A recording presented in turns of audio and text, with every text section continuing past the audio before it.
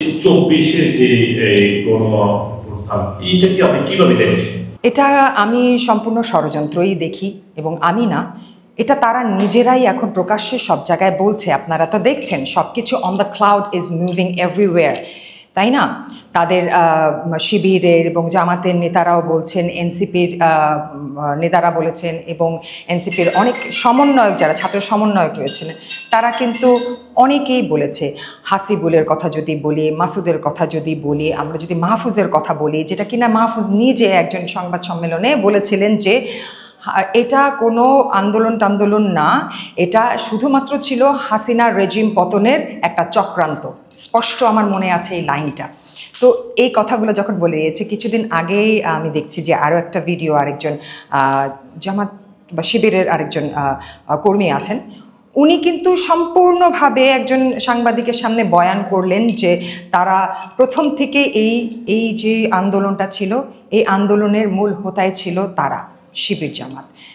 তাহলে আমি কি করে এটাকে গণ অভ্যুত্থান ধরব? এটা তো আসলে সরকার পতনের একটা আন্দোলন ছিল, যেখানে সাধারণ মানুষকে আবেগ প্রণোদিত করে তারপরে এই আন্দোলনে সবাইকে জড়িত করেছে শুধুমাত্র তাদের জয়ের জন্য। তাহলে এটা একটা নোংরা খেলা বলবো। সাধারণ মানুষের জীবন এবং সাধারণ মানুষের ইমোশন নিয়ে যে খেলাটা হয়, সেটা আর যাই হোক রাজনীতি নয়। রাজনীতি মানে পন্থায় যে নীতিটা হয় সেটা রাজনীতি। এরকম ইনোসেন্ট ব্লাড নিয়ে খেলাটা কখনো রাজনীতি হতে পারে না।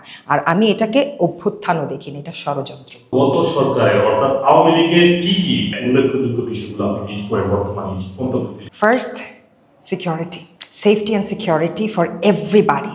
প্রতিটা মানুষের নিরাপত্তার বিষয়টা, সেটা মিস করি।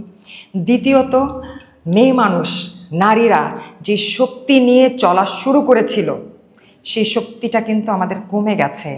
আমরা কিন্তু একটু হলেও আড়ষ্ট হয়ে এসেছি, নিজেদেরকে কনজারভেটিভ জায়গাটায় নিয়ে যেতে চাচ্ছি না, কিন্তু আমরা হয়ে যাচ্ছি, আমরা নিজেদেরকে কর্নার করে ফেলছি। কারণ নারীদের প্রতি যে বিদ্বেষিতা, সেই 5 আগস্টের পর থেকেই দেখে আসছি। বিভিন্ন সমাবেশে, বিভিন্ন মিছিলে, কিংবা বিভিন্ন রকমের মিটিংয়ে, কিংবা স্টেটমেন্ট যেটাই হোক না কেন, আমরা দেখে আসছি, সেটা এনসিপি হোক, সেটা জামাত হোক, শিবির হোক, তারা কিন্তু নারী বিদ্বেষী কথাবার্তা সবচেয়ে বেশি বলছে। এবং আমরা তো দেখছি যে সম্মুখে সবার সামনে এসেই বলছে যে নারীদের নাকি ঘরে থাকতে হবে, পুরুষরা কাজ করবে, নারীরা ঘর থেকে বের হবে না।